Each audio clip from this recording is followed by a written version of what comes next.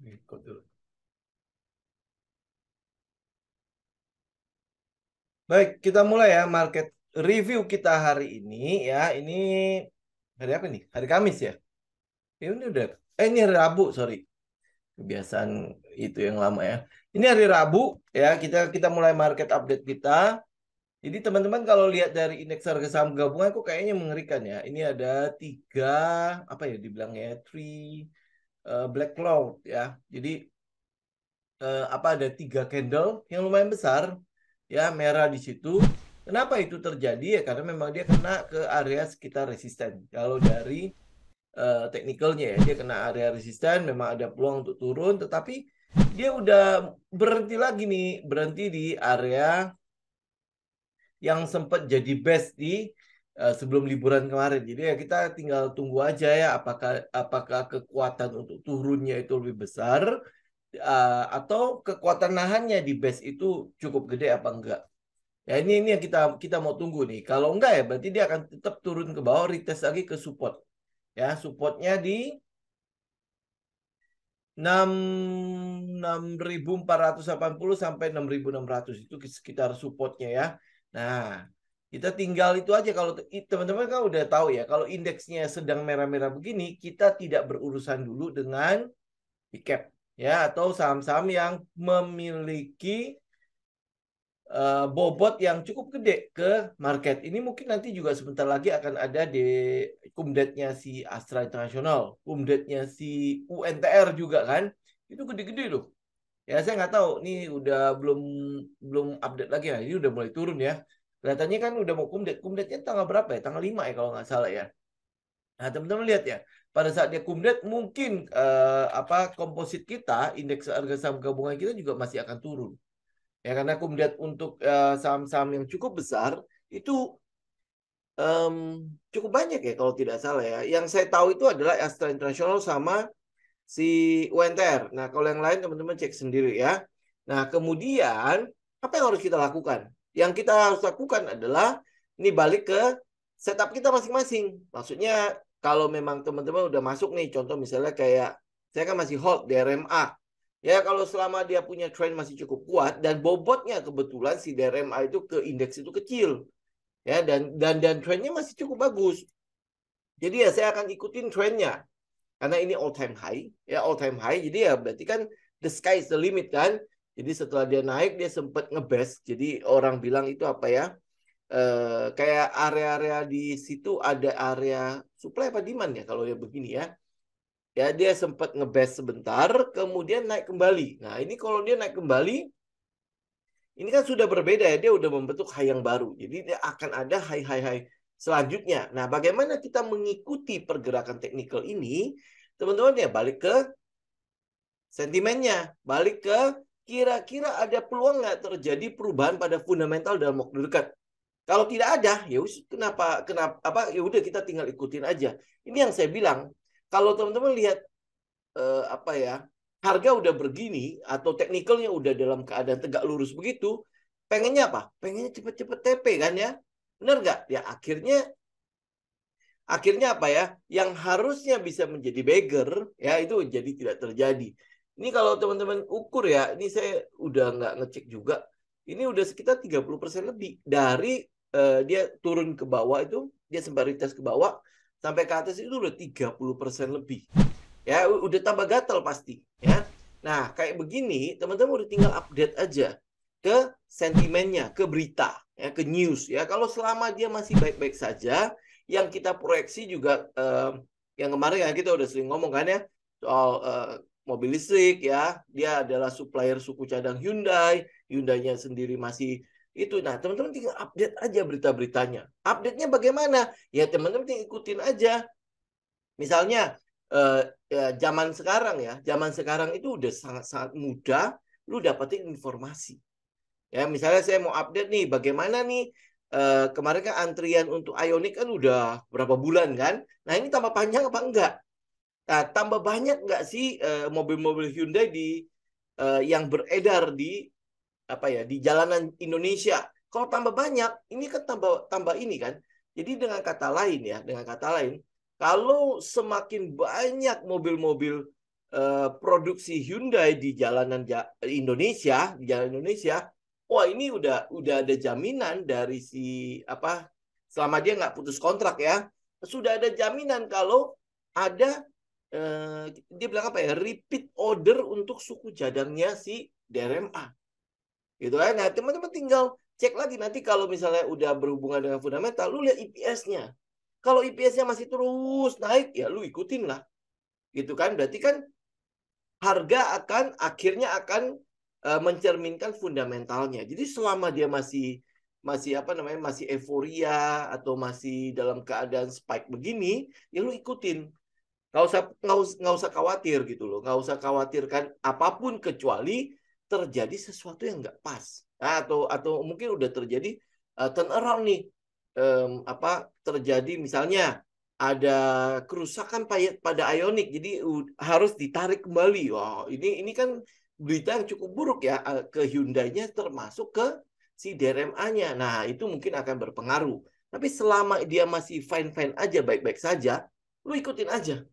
Nah, bagaimana lu ngikutinya dengan tenang? Ya, tips dari saya itu begini. Lu jangan plototin terus ini.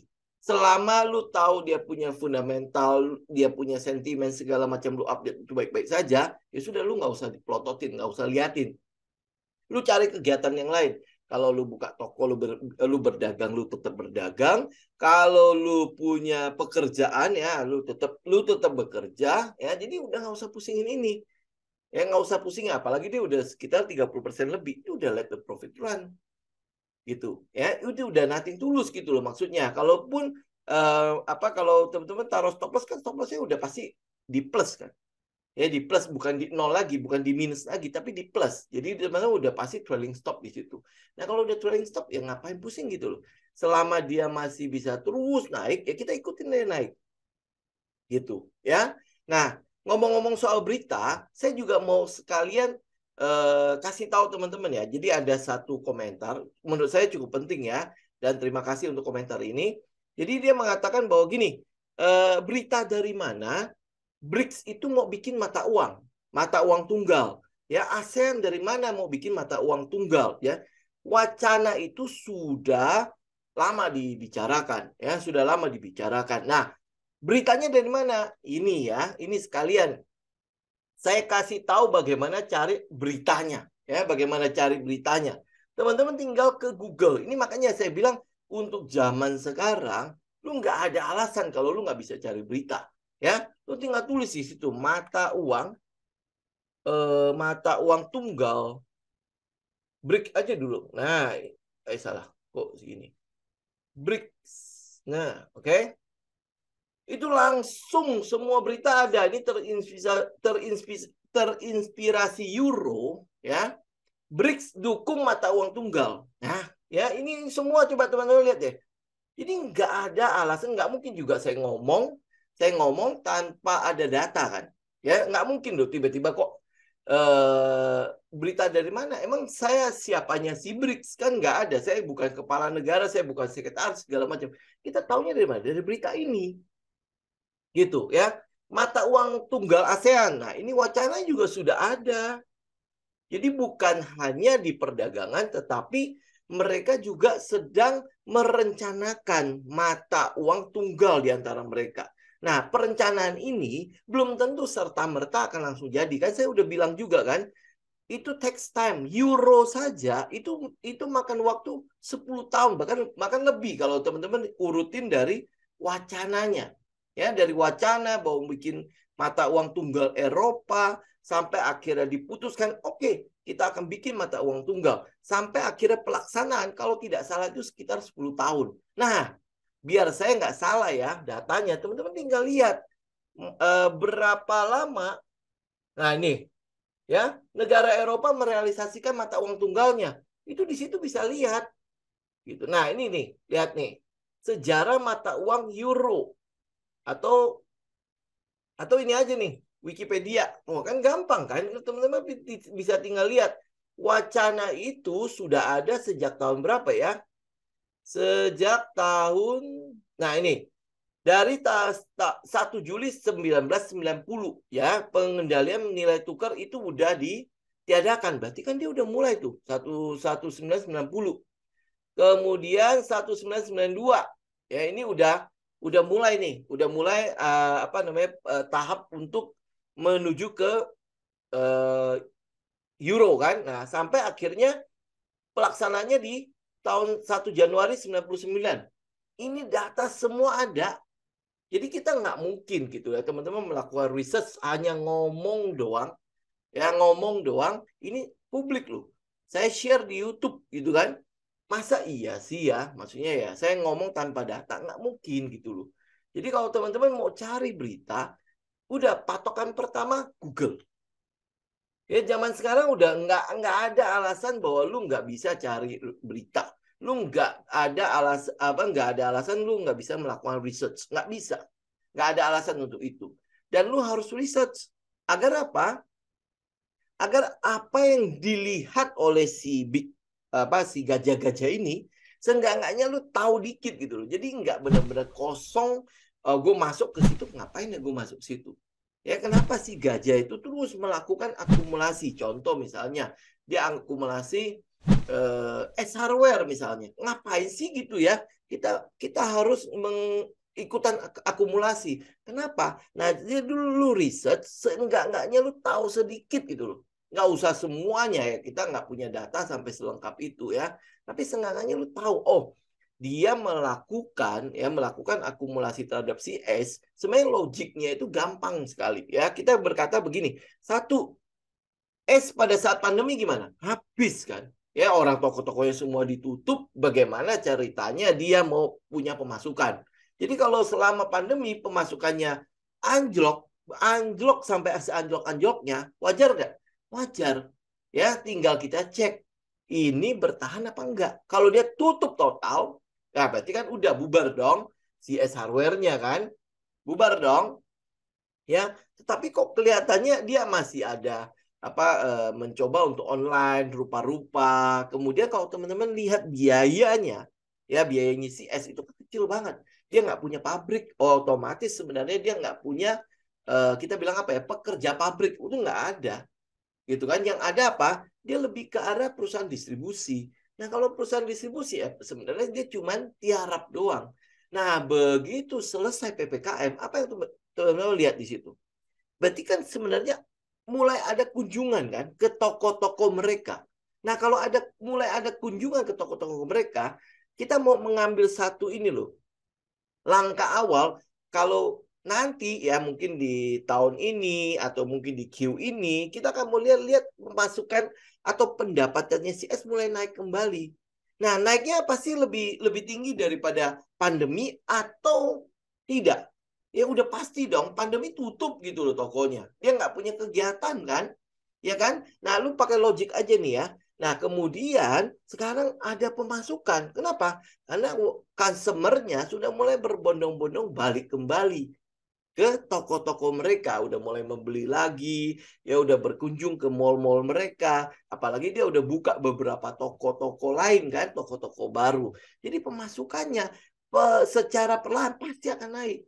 Nah, naiknya berapa? Bisa jadi terjadi lonjakan di situ, bisa jadi. Nah, cara mendeteksi dia lonjakan apa enggak? Lu tunggu laporan keuangannya. Ya kan, lu tunggu laporan keuangannya. Nah, sembari lu menunggu laporan keuangan, kita kan mau menganalisa teknikalnya kan. Siapa tahu kita punya kesempatan untuk melakukan cicilan duluan.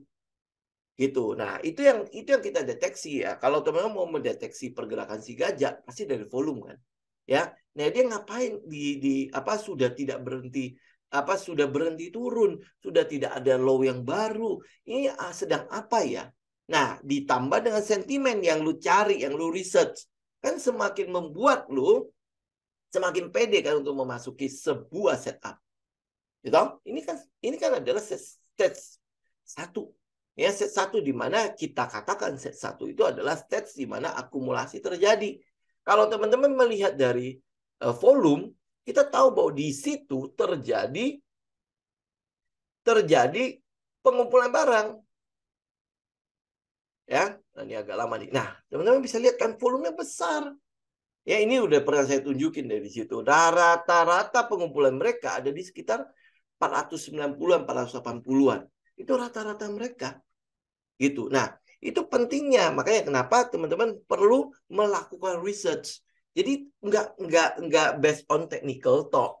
Kalau teman-teman udah melakukan research, seenggak-enggaknya, makanya ini balik lagi ya, setidak-tidaknya apa yang dilihat oleh gajah sama apa yang dilihat oleh kita, itu ya mungkin nggak beda-beda jauh. Minimal kita bisa ngekorin dia gitu loh. Ya bisa ngekorin ya. Uang kita mungkin nggak akan sebesar mereka. Tapi seenggak-enggaknya kita punya apa ya kesempatan untuk yang beda-beda harga nggak jauh-jauh banget lah gitu ya, itu yang dilakukan gitu. Kayak misalnya contoh kayak Breeze ya, Breeze juga sama kan, teman-teman bisa lihat teknikalnya begitu. Nah, lu lakukan research apa sih itu Breeze, kenapa gua harus ngeliatin Breeze. Kalau secara teknikal dia sudah mengalami change of character di mana high sebelumnya sudah di break ya kan. Nah, kenapa sih bisa di break ya? Kenapa bisa di break ya? Lalu tinggal bongkar. Itu kalau lu melakukan research, lu punya pondasi untuk memegang sesuatu. Gitu. Nah, teman-teman, kalau misalnya teman-teman tahu ya, kalau tidak salah dalam hal pembiayaan ya entah itu KPR lah, apa KPM lah dan lain sebagainya ya, dia urutannya kelima terbesar di Indonesia. Kelima terbesar di Indonesia. Artinya apa? Berarti di atasnya mungkin ada BCA, di atasnya mungkin ada BRI, di atasnya mungkin ada BMRI, BBNI gitu ya. Teman-teman lakukan riset. Nah, habis itu si BRIS. Wah, berarti kalau si BRIS udah segede gitu, dia sempat naik sampai berapa nih? Sampai 4.000. Nah, sekarang harganya itu ada 1.700-an. Lu tinggal riset lagi. Ya, riset lagi. Ini mungkin nggak lebih besar lagi. Karena dia adalah bank syariah terbesar di Indonesia. Gitu kan? Anak dari si BRI. Gitu. Nah, kalau secara teknikal, dia ada di B1 lagi gitu loh. Ada di set 1. Ada di set 1. Lah, ini kok udah mulai ngebreak. Ya, nih. Teman-teman lihat kalau secara teknikalnya ya. Ini pertama nih. Ya, ini dia retest. Ini kan PS-nya ya. Kemudian dia turun. Dia turun. Ini berarti selling climax. Ini SC. Kemudian naik ke atas. Apa ini ya? Lu tinggal itulah ya ST. Blah, terus habis itu ini naik ke atas. Nah, ini kok udah ngebreak. Ngebreak trading range-nya. Nah, dia udah ngebreak trading range. Apa yang terjadi di situ? Nah, kalau teman-teman mau pakai satu setup yang gampang aja ya, lu 1, 2, terus habis itu ngebreak, retest, terus habis itu jalan. Udah gampang gitu ya, nggak usah babi bu ya. Tapi teman-teman yang di alumni pasti udah tahu lah setup apa ini. Ini kan soal di situ kan, ya kan? Nah, ini yang kita nantikan apa? Dia ngebreak, terus retest, udah jalan lagi gitu. Gitu. Itu kalau teknikalnya. Nah, agar kita yakin, maksudnya untuk lebih meyakinkan kita, lu lakukan research. Researchnya apa? Ya berita, sentimen. Terus habis itu lu tahu gitu loh, yang gue beli ini BRIS. BRIS itu apa ya? Apakah cuma 4 huruf itu doang? Apakah itu cuma perlu diketik doang? Oh BRIS, oh gue ketik aja udah selesai gitu. Ya, kalau di gaya kita enggak. Lalu lakukan riset sehingga lu punya pegangan. Oh, gue bisa pegang BRIS enggak ya? Ya, bukan cuman gara-gara oh dia sempat ke 4.000, nanti gua akan dia akan apa namanya akan balik ke 4.000. Enggak cuman itu doang. Tapi lu bisa mengurutkan gitu loh. Kenapa alasan dia bisa balik ke 4.000? Kenapa dia alasannya bisa balik ke 3.000?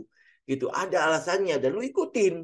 Ya, ini Q1 IPS-nya udah jauh lebih baik daripada IPS tahun lalu. Nah, kita harapkan adalah IPS di kuartal kedua, di Q kedua, itu lebih baik lagi dengan Q2. Ya, Q2 tahun lalu. Nah, itu pasti akan menggerakkan harga lagi. Kenapa? Karena harga itu cenderung akan mengikuti fundamentalnya. Ya, ditambah, kalau teknikal ya, ditambah dengan euforia atau dorongan dari apa ya, euforia market gitu. Ya, kalau euforia lagi, kalau market lagi euforia-euforianya, contoh kayak DRMA itu ya, itu kan udah setengahnya euforia kan. Ya, nah teman-teman kalau belum ada di dalamnya, kita nggak ikut. Ya, kita nggak ikut. Kita akan tunggu di mana? Di haltenya. Nah, haltenya di mana? Kita belum tahu sekarang. Karena apa? Sky is the limit.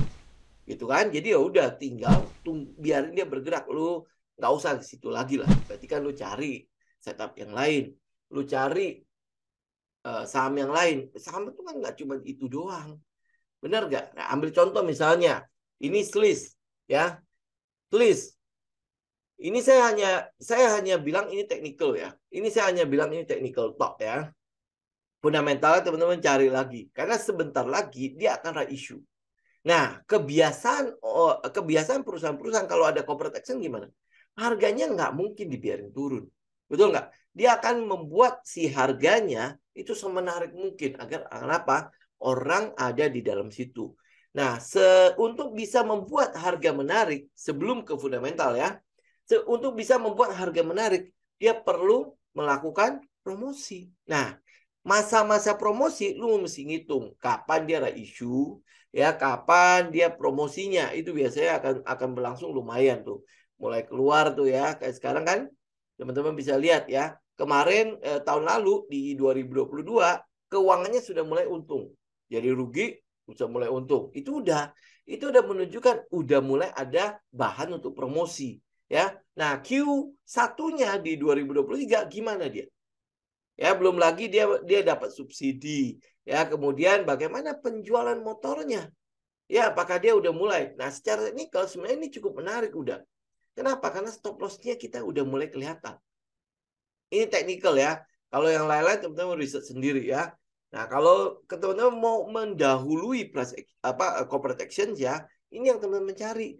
Ini udah low risk. Nah, kalau gua masuk ke SLIS, gue tahu dia akan ada corporate actions. Right issue-nya datanya lu dapetin ya. Dia akan right issue kapan? Nah, kemudian kira-kira untuk promosi ke right issue-nya ada bahan apa aja yang dia lakukan? Ya, apa dia udah mulai untung lah, bla bla bla. Nanti right issue-nya akan digunakan untuk pengembangan apa. Nah, lu dapetin itu semua gitu ya. Nah, habis itu ya udah lu tinggal bikin trading plan. Kan lu punya pegangan nih, bukan pada saat right issue baru lu masuk. Bukan pada saat dia jalan baru lu masuk. Tapi sebelum itu terjadi, kan lu udah tahu dong, ya based on pengalaman, setiap perusahaan yang right issue atau setiap perusahaan yang melakukan corporate action selalu akan ada masa-masa di mana dia promosi. Nah, sebelum dia promosi, ya lu mau lihat ada setup nggak buat masuk.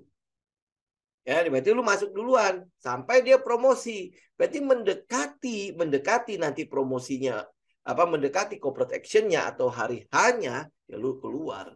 Lu taking profit. Gitu. Ya, kira-kira mengerti ya, kira-kira paham ya. Jadi bukan kita mau trading untuk corporate action enggak, tapi kalau teman-teman udah tahu dia ada corporate action, contoh misalnya kayak MDKA tuh, ya, MDKA. Kenaikannya kenapa?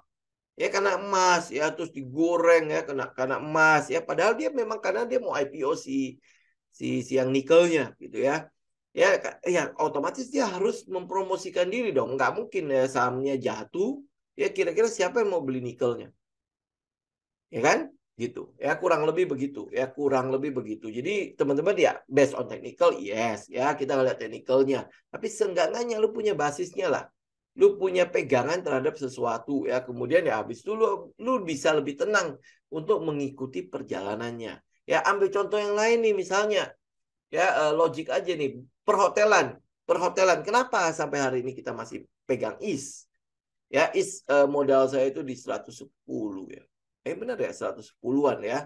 107 sampai 110 gitu. Kenapa kita masih pegang itu? Teman-teman bisa bayangkan ya, pada saat pandemi gimana? Oh, hancur, tidak ada, hampir boleh dibilang okupasinya itu nol. Siapa yang berani ke hotel? Ya kan? Kecuali hotel-hotel itu dipakai untuk COVID, untuk karantina COVID ya. Itu pun kalau hotel-hotel dipakai untuk karantina COVID, setelah PPKM lepas kan belum tentu orang akan langsung ke situ kan. Dia akan nunggu berapa lama baru akan balik lagi kan. Nah, si IS kan enggak untuk karantina COVID. Nah, sekarang PPKM lepas. Apa yang terjadi? Ya orang berbondong-bondong untuk wisata kan. Ya kan? Okupansinya naik. Waktu lebaran kemarin teman-teman bisa lihat IS okupansinya gimana. Ya, sampai 90% sekian. Gitu. Bahkan sepanjang setelah PPKM lepas, ya okupansinya cukup bagus di 90% lebih. Gitu. Nah, makanya kita berani hold. Walaupun sebenarnya Kalau teman-teman lihat ya, pergerakan harga is, wah itu mah mengerikan sekali ya. Kalau lu nggak kuat-kuat banget iman lu, dia kadang-kadang naik tinggi ya, kemudian turun lagi gitu. Ya itu pergerakannya. Demikian juga dengan Panorama, BANR atau Diandra. Nah kalau untuk yang saham-saham hotel yang lain kayak HRME, terus habis itu yang lain ya, itu menurut saya ya Kak, apa ini hasil riset saya lebih baik nggak masuk ke situ. Kenapa ya? Karena uh, lebih baik digoreng ya dibandingkan dengan pergerakan karena fundamentalnya kayak DAFAM, HRME gitu ya, kayak gitu-gitu ya. Jadi ini sebenarnya logik doang dalam teman-teman kalau dalam memilih itu ya, memilih emiten gitu. Kayak batu bara, lu masih ambil dari sekarang? Nggak mungkin kan? Ya nggak mungkin kecuali dia memang punya corporate action yang berbeda gitu. Dia masih punya aksi-aksi korporasi yang membuat dia tambah besar. Oke? Nah, salah satunya teman-teman riset tentang Doit Delta Dunia Makmur. Ya, riset saja sih di Delta Dunia Makmur. Kenapa? Saya merekomen untuk si Doit itu ya. Nah, ya teman-teman riset saya. Jadi teman-teman bisa punya pegangan gitu loh, nggak cuma melulu lihat teknikalnya gitu ya. Sama NICL juga sama kan. Itu kan nikel kan. Ya, dan sebenarnya kalau untuk NICL itu paling pergerakan-pergerakan untuk inilah ya. Kalau si baterai mobil listriknya jalan, karena ini udah punya satu sentimen cukup negatif buat apa baterai pabrik baterai di Indonesia. Kenapa? Karena ada apa itu namanya ya? Ada insentif dari pemerintah US ya untuk yang produksi green energy ini termasuk baterai. Ya makanya kenapa si Panasonic ya kemudian ada satu lagi ya dari Korea juga udah ke sana gitu. Ya, jadi ya makanya ini yang teman-teman juga mesti perhatikan. Jadi kita tinggal update. Kalau dia masih bagus, ya maksudnya insentif kita juga cukup menarik ya. Terus habis itu kita bisa bersaing dengan si US-nya karena bahan baku kan ada di kita kan. Ya kan? Jadi maksudnya produksinya harusnya jauh lebih baik gitu, jauh lebih low cost gitu ya. Nah, sekarang tinggal teman-teman ukur insentif Indonesia sama insentif US menarik siapa? Karena kan kita masih berbicara mengenai hukum di Indonesia ya dibandingkan dengan hukum US. Kalau gue jadi perusahaan besar, ya mungkin gue akan pilih US. Kenapa? Karena hukumnya jauh lebih sudah lebih bisa dipercaya. Itu juga salah satu menjadi bahan pertimbangan lo. Kenapa saya juga saya tidak terlalu exciting banget sama si Antam gitu ya. Ya itu salah satunya. Kenapa ya? Karena ada masalah kan dengan si LG Chem. Itu bahan-bahan yang bisa membuat lu mempertimbangkan gitu ya, lu beli apa enggak gitu. Kenapa ya? Karena kalau terjadi sesuatu yang negatif terus lu tiba-tiba lagi sibuk segala macam, ini ARB masih 7% sih, masih oke lah ya. Tapi sebentar lagi ARB 35%. Gimana lu? Tiba-tiba plak 35% gitu. Ya kan? Gitu. Jadi ini ya kurang lebih si bahan-bahan yang ada gitu. Kalau untuk rekomendasi saya pikir nggak terlalu banyak ya teman-teman, paling cek untuk third liner, untuk second liner gitu. Ya paling itu aja sih kalau kalau yang lain, kalau yang first liner kayaknya sih nggak terlalu baik banget ya. Kenapa? Karena indeksnya begitu. Ya karena market directionnya seperti itu. Jadi ya kita sementara ya nggak tahu banyak ya. Hold aja yang ada. Ya hold aja yang ada. Em, Kalau untuk tambah baru kayaknya sih enggak gitu ya. Oke. Nah, teman-teman ada pertanyaan nggak sampai sampai di sini? Saya hari ini sebenarnya pengen apa ya, pengen ya, apa apa em,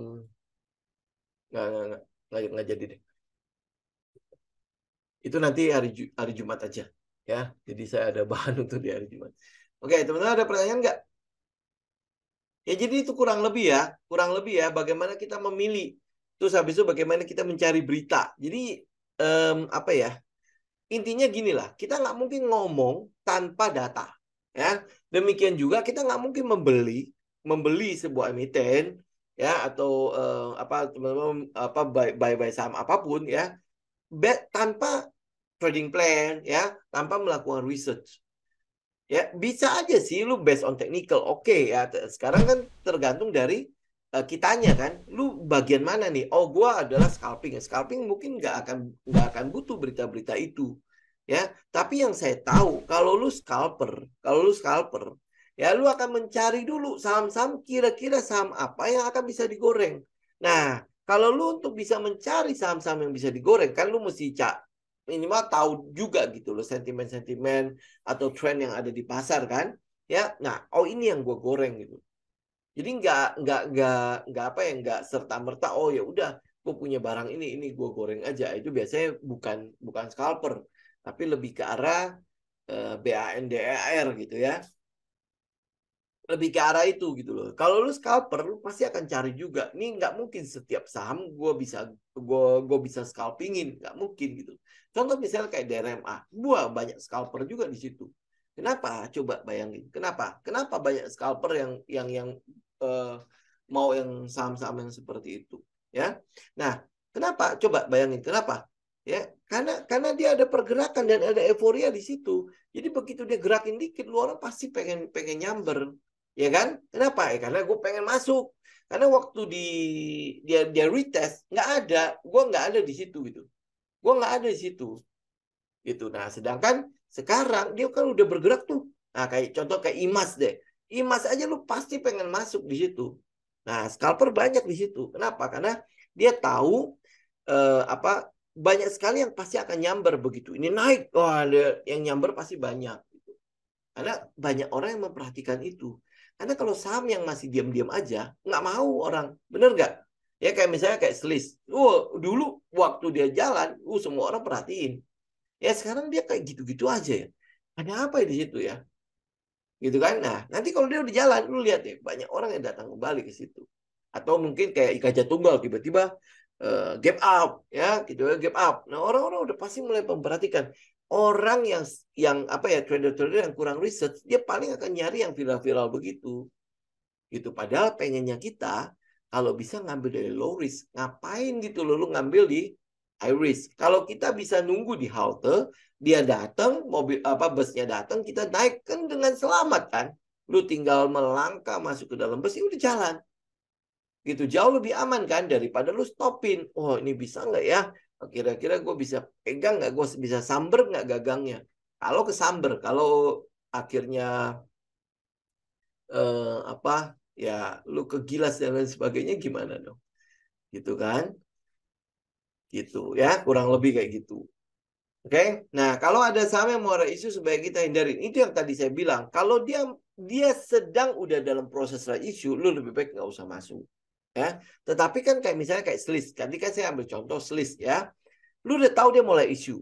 Nah, kita lihat setupnya itu kebetulan dalam keadaan low risk. Nah, isunya lu research kira-kira akan ramai nggak? Ada bahan nggak buat dia melakukan promosi? Bahan untuk Sliss cukup banyak.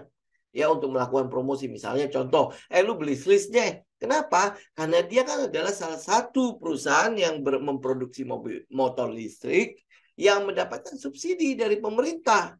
Ya, otomatis pasti dia akan bisa menjual harga motornya lebih murah dibandingkan dengan yang mereka yang tidak mendapatkan subsidi. Gitu. Nah, itu satu bahan nih. Contoh ya, contoh itu satu bahan untuk dilakukan promosi. Ya, biasanya nanti di grup-grup tele itu pasti akan ngomong-ngomong seperti itulah. Nah, terus habis itu yang kedua secara teknikal, gila ini upsize-nya gede banget. Ya, dia paling tinggi berapa sih? 14.000 kan? Wah, upsize-nya tinggi banget. Udah banyak bahan-bahan untuk menggoreng si Sliss. Gitu ya. Nah, kalau kita udah dapat jadwalnya. Nah, mendekati itu ya, mumpung dia masih euforia, di situ keluar. Gitu ya. Kita nggak trading untuk isunya enggak ya, tetapi kita mengambil kesempatan dia lagi promosiin isunya, lo ikut. Ya, paham ya? Ya, kurang lebih paham ya kayak gitu. Oke? SCMA ini sama sih hidup ya. Kita dalam, oh ini mau downtrend udah, nggak usah deh.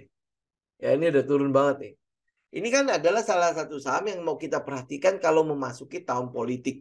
Iya nggak? Ya, kita mau memasuki tahun politik, kita mau lihat saham-saham media seperti apa. Karena secara logika, media itu kan harusnya mendapatkan ini ya, mendapatkan pemasukan dari iklan-iklan politik kan. Partai-partai politik pasti akan mempromosikan partainya, calonnya ya dengan lebih kenceng gitu. Benar nggak ya?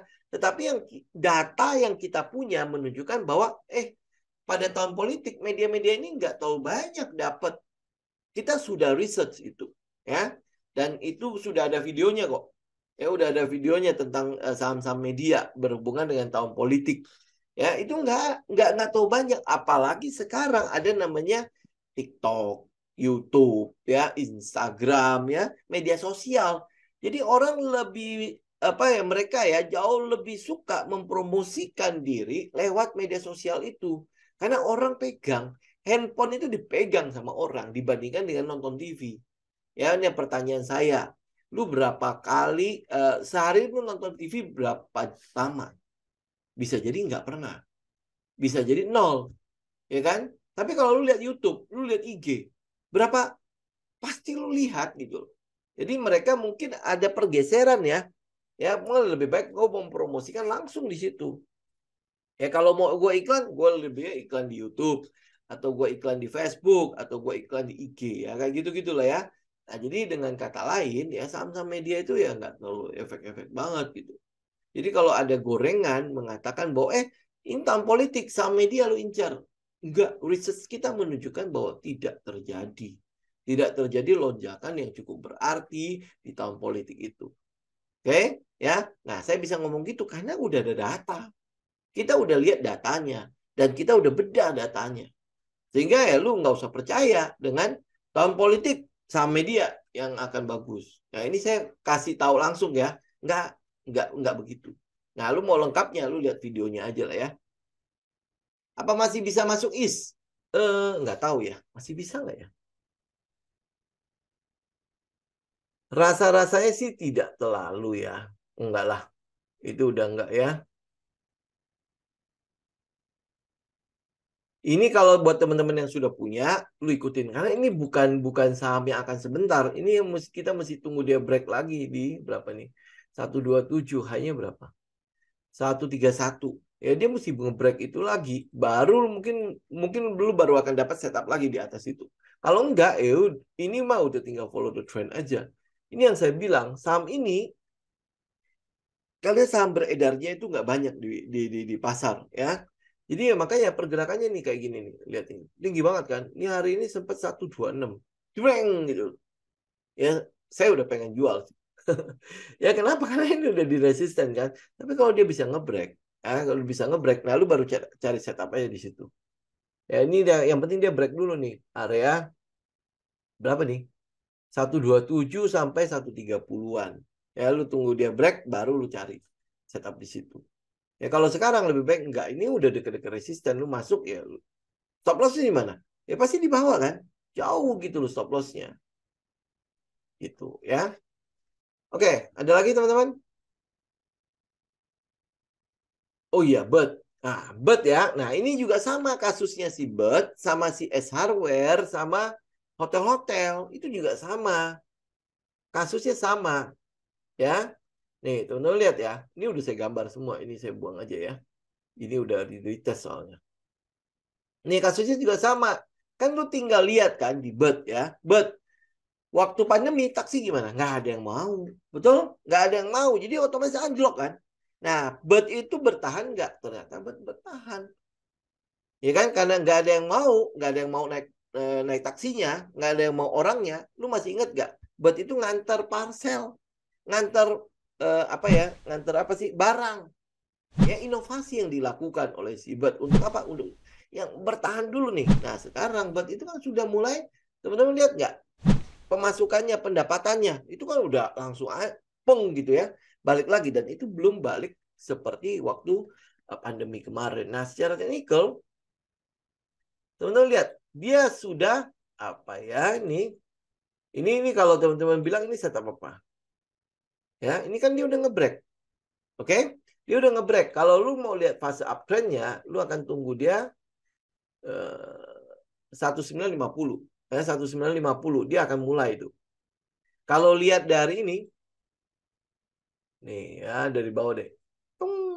Nah, uptrend mah udah uptrend, ya. Uptrend udah uptrend. Kalau lu bilang dia sudah change of character, sudah change of character. Ini masih tahap-tahap awal pergerakannya. Ini masih kita bisa katakan dia masih di tahap-tahap awal. Karena untuk fase sebelum pandemi, harganya di mana? Ya, harganya di sekitar 5 ribuan kan. Ini masih 1.800.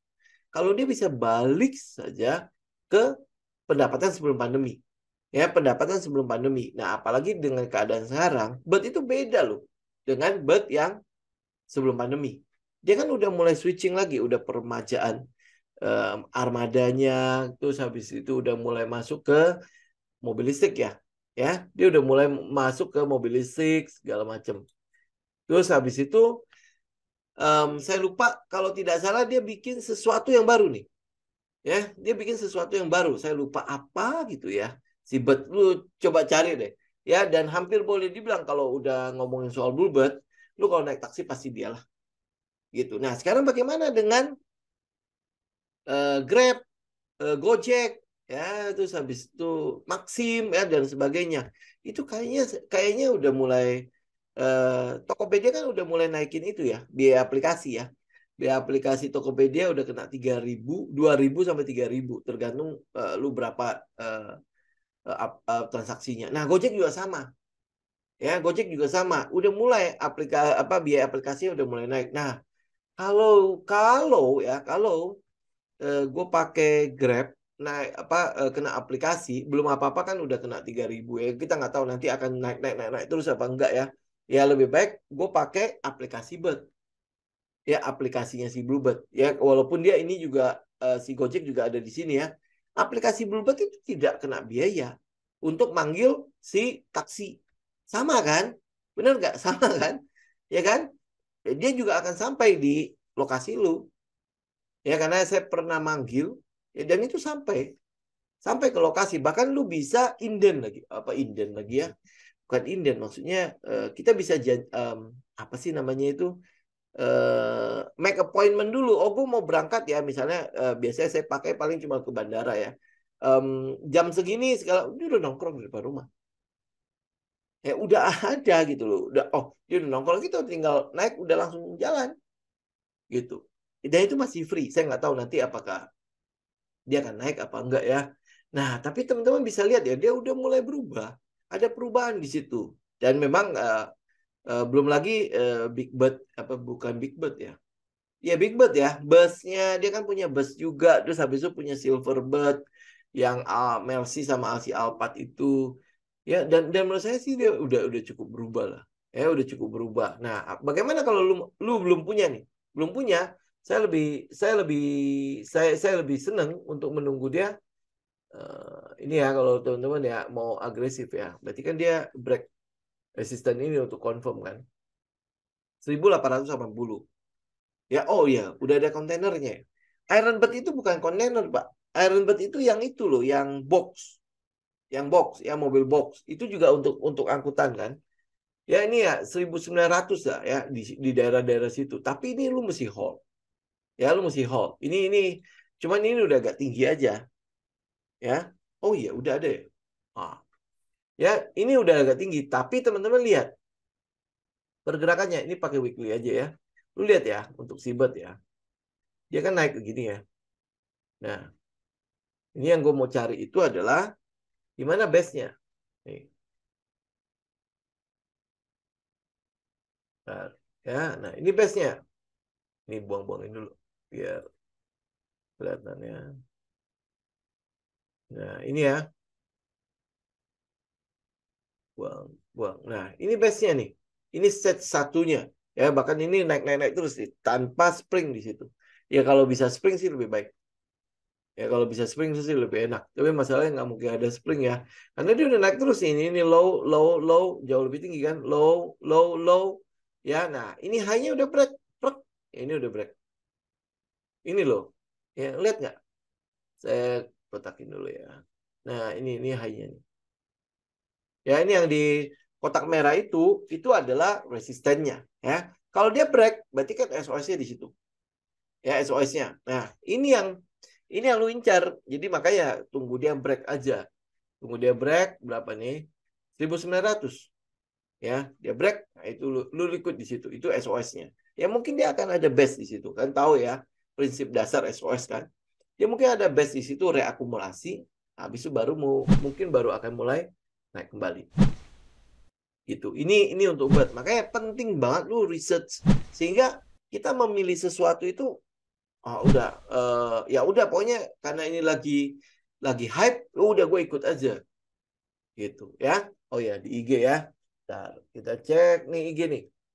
Nih teman-teman lihat ya, ini BUT ya. Ini yang saya kotakin merah itu adalah resistennya. Ini tinggal ngebreak doang kan. Ini sebenarnya udah belum ngebreak sih. Kenapa? Karena close-nya masih di bawah kotak itu.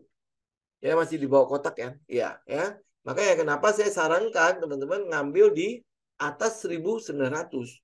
Ya biar udah fix dia ngebreak ke atas. Gitu. Ya ini teman-teman lihat ya. Ini satunya nih. Tapi ini juga kayak ini ya designing triangle invert ya, invert flag apa segala macam lah ya. Makanya tunggu dia ngebreak apalagi kalau dia ngebreak ya ini break terus bisa retest. Wah, ini lebih bagus lagi. Gitu. Ya. Oke, ini kurang lebih ya untuk si bot ya. Oke, habis itu apa lagi?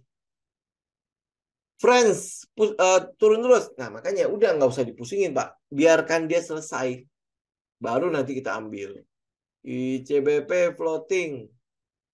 Ikut terus. Tunggu ya, ICBP ya. ICBP.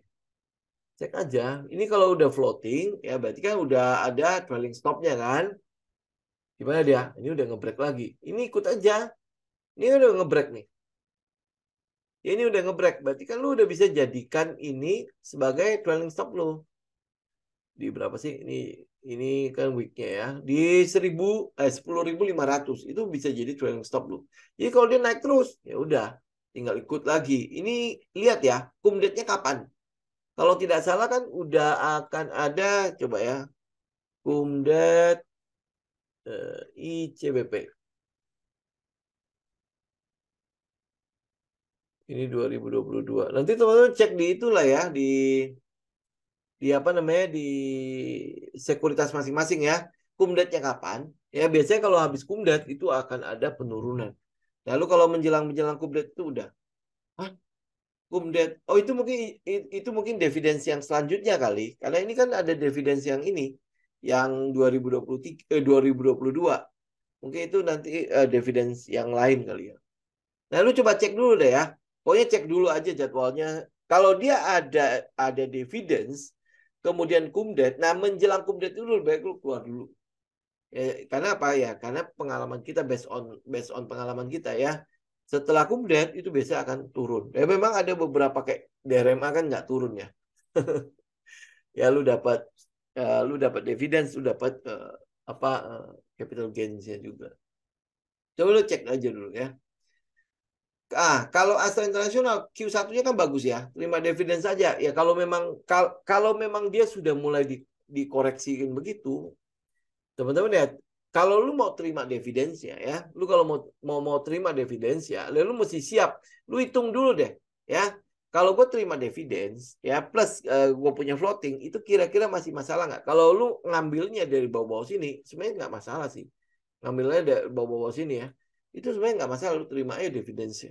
Ya kalau secara teknikal dia paling akan nutup ini, terus habis itu kena trend line ya, ada peluang dia akan balik kembali. Karena apa ya? Laporan keuangannya kan masih bagus kan? 6.000. Hah? Dividennya 6.000, 100% dong. Wow. Ini 6.000 juga loh. Oh, maksudnya modalnya. Udahlah, itu kan berarti udah 10%, Pak. Dividennya berapa sih payout-nya? Kalau dia turun ke 6.000 lagi, ya udah ambil aja.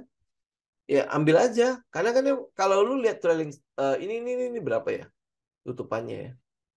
Tutupannya 6.100. Ya, masih itulah kalau lu Hitungannya ini, hitungan sederhana doang ya. Gue punya modal 6.000. Dividennya 525. Ya, kalau dia turun ke 6.000 kan lu udah dapat 10%. Lu tetap dapat 10% maksudnya. Ya, ya atau 8% gitu. Nah, itu lu tetap dapat segitu. Ya wis udah gitu. Toh kalau lihat dari teknikalnya, ini kayaknya ada peluang dia masih akan mantul nih. Ya, masih ada peluang nih setelah dia mungkin nanti kumdat ya turun, tutupin gap semua, habis itu udah naik lagi. Ya kan? Nggak ada itu kan? Ya nggak ada halangan apa-apa kok. Ya paling cuma kumdat doang. Gitu ya. Seenggaknya udah ada 10% di tangan. Kalau dia jebol ya. Dia jebolin apa? Dijebolin trend line gitu. Lu udah dapat 10%.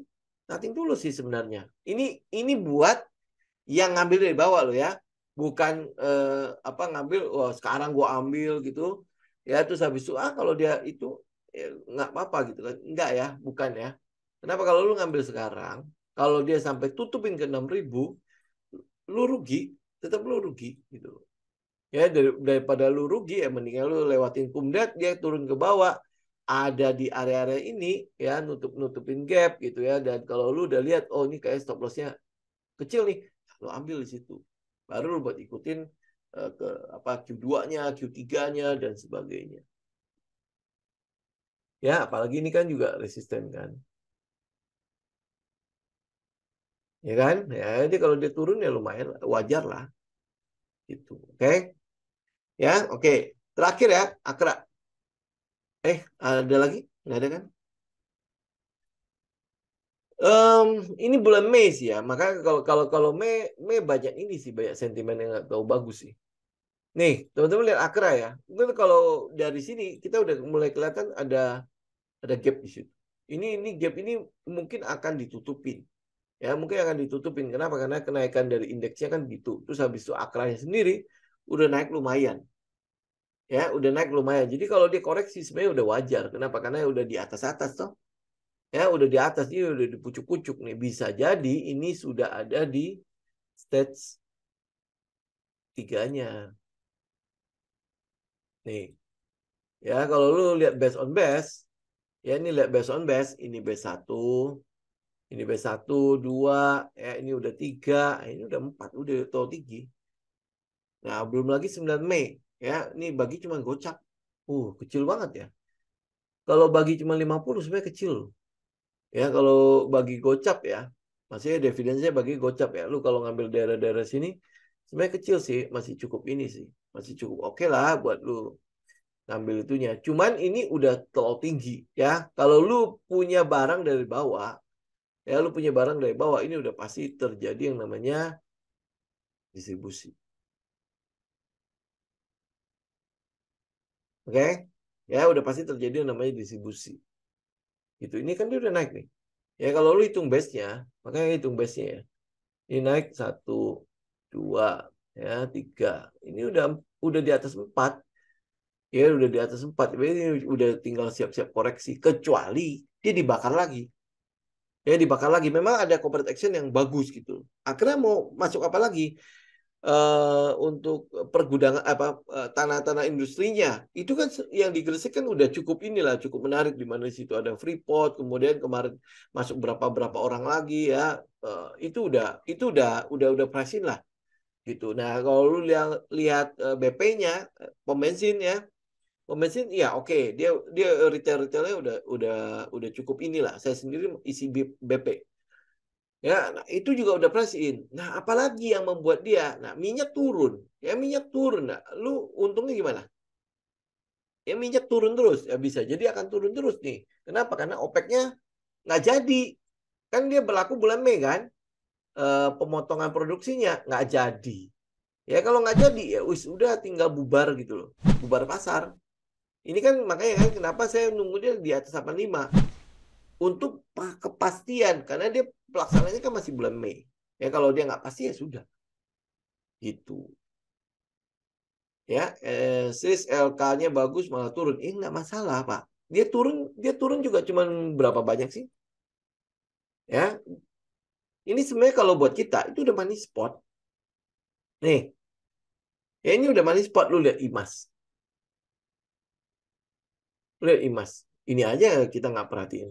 Apa yang terjadi di situ? Nah, ya kan?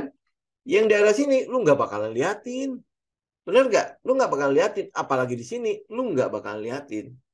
Nah, tiba-tiba dia menggandeng berapa berapa perusahaan tuh ya untuk mobil listrik. Ya, tiba-tiba udah. Nah, kalau dia udah begini, lu pengen banget masuk kan? Bener nggak? Lu pengen banget masuk kan? Nah, demikian juga keadaan selis. Ya, kenapa gua kita melihat saham-saham yang begini? Karena risknya kecil. Kalau gua taruh stop loss di sini, ya peluangnya apa? Kalau dia turun, ya wis udah turunnya segitu. Tapi kalau dia up, gua nggak usah jauh-jauh, dia up ke sini aja 300, itu udah 100%. Ngerti kan? Itu yang kita cari. Pada saat dia dalam keadaan diam begini, ada apa ya? Kenapa ya dia di situ? Lu research. Ya, lu research sama kayak si Imas. Ya, Imas kita ngelihat, oh dia ada di money spot. Cuman kan apa ya? em, Research kita menunjukkan bahwa dia nggak terlalu menarik. Tiba-tiba dia kedatangan ini loh. Coba ya, nih teman-teman lihat ya. Sam Imas. Imas mulai ini namanya ya apa ya itulah ya. Imas akhirnya garap mau bisnis motor listrik. Ini ada Yadea atau apa gitu deh. Ya, terus habis itu ya teman-teman lihatlah ada apa lagi di situ. Ini nih. Kendaraan listrik Imas laku keras. Wah, udahlah. Ya, Grup Salim jadi distributor motor listrik terlaris di dunia. Nah, ini kan udah gorengannya kan. Oke, gold ini balik badannya ke atas apa ke bawah ya? Nah, ini sekilas aja yang mengenai gold ya. Ini gold ya. Ini ada peluang sebenarnya dia akan naik kembali. Tapi nggak apa-apa kan, kayak memang kita ngambilnya di bawah. Cuman saya TP-nya nggak tahu panjang. Oh ya, ini saya update untuk gold ya. Teman-teman tinggal lihat ya gold ya. Tadi kan saya mau TP di sini ya. Nah, ini kan buat price in untuk si itu kan, untuk si tanggal 5. Tanggal 5 untuk ini, untuk kenaikan suku bunga ya, tanggal 5. Jadi ada peluang kenaikan suku bunga sekitar 25 basis point ya. Nah, ini ya paling mungkin nggak akan turun-turun jauh-jauh banget. Kenapa? Karena ada satu lagi yang negatif, yaitu itu loh apa defaultnya si pemerintah US kan, dia nggak dapat tuh kenaikan plafonnya kan. Jadi nggak tinggi-tinggi dulu deh. Nanti apa TP dulu 1 banding berapa ini ya? 1 banding berapa sih? 1 banding 3-an lah di daerah-daerah dekat sini nih. Ya TP dulu aja. Ya TP habis itu udah kita belum ya? Oh belum belum. Ya belum kena. Ya itu kurang lebih kayak gitulah. Ya terus habis itu apa konstruksi efek. Oh ya WSKT ya. WSKT ketangkep ya. Tapi sebenarnya nggak efek-efek banget sih. Ya korupsi ya udah begitu aja. Tapi udah diganti kan. Ya, oke. Terus ini cuma update doang sedikit. DKFT kayaknya ini juga sama. Ini adalah perusahaan underdog ya. Perusahaan underdog untuk si nikel. Nah ini kenapa turun? Padahal dia udah berubah untung nih. Oh ini ya. Nih, teman-teman lihat ya. Ini apa yang saya ituin di sini. Ya, ini kan dia bawahnya nih. Ini bottomnya. Yang saya bilang kalau sampai dia ada spring. Kalau sampai dia ada spring. Nah ini springnya. Ya, ini adalah inducementnya. Ini jebakannya. Ya, kalau dia sampai turun. Ya, kalau sampai turun ini ada support di sini. Ini berapa? 85. Ya, kalau sampai dia turun ini adalah support 85. Nah, stop loss dua orang pasti ditaruh di bawah 85. Oke? Stop lossnya pasti taruh di bawah 85. Jadi kalau sampai dia ada spring, ini mungkin akan jadi periode springnya dia. Ya, tinggal teman-teman update juga untuk saham-saham yang sejenis di nikelnya, ya di nikelnya. Ini tinggal diupdate aja. Oke? Ya, paling itu dulu ya teman-teman ya. Kita ketemu nanti hari Jumat ya. Hari Jumat. MTech gimana? MTech kayaknya sama lah. Kurang lebih sama kayak apa si SCMA ya. Bener kan? Iya, ini kan lagi turun tuh. Ya, kurang lebih sama lah. Gitu. Ya, oke. MTech udahlah. sejenisnya kayaknya nggak tahu itu. Ya, oke. Paling itu dulu ya teman-teman ya untuk hari ini ya. Kita ketemu nanti ya dari Jumat. Oke, semoga bermanfaat ya teman-teman. Nanti kalau untuk yang rekomendasi di sini ya, lu lakukan research, terus habis itu lu analisa ulang ya, percaya sama diri sendiri. Jangan percaya sama orang lain, termasuk saya. Oke? Lu analisa, lu kumpulin data, kemudian ada pegangan dari lu, nah itu yang lu ikutin gitu. Karena apa, lu yang riset sendiri, lu yang lakukan sendiri. Oke? Thank you semuanya, sampai ketemu lagi. God bless. Saya Jim pamit ya. Thank you.